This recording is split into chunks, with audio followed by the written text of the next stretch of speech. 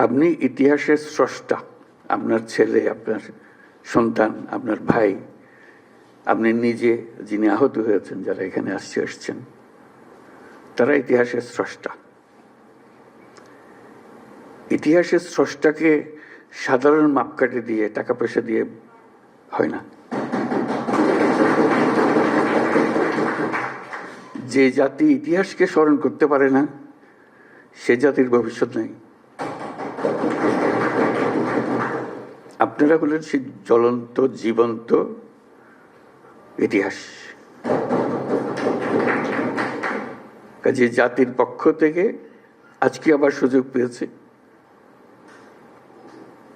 শুধু এই স্বীকৃতিটা সবার পক্ষ থেকে আপনাদের কৃতজ্ঞতা জানানো।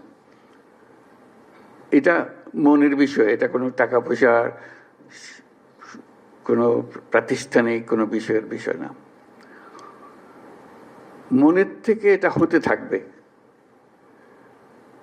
যদি আমরা যে বাংলাদেশ, নতুন বাংলাদেশ হিসেবে তৈরি করলাম, সেটা সেভাবে রাখতে পারে। আপনারা এনে দিয়েছেন, আমরা রাখতে পারবো কি, সেটা তো একটা প্রশ্ন। এটাকে হেলায় ফেলে দিলে হবে না। মনে করছে এনে দিয়েছেন, এটা হয়ে গেছে, হয়ে যায় নাই। এটা পথে উঠিয়ে দিয়েছেন, কিন্তু পথের থেকে পড়েও যেতে পারে।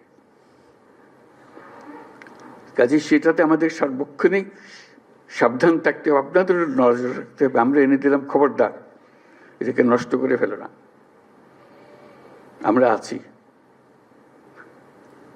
কাজে সেই দায়িত্ব সবাই মিলে আমাদেরকে গ্রহণ করতে হবে।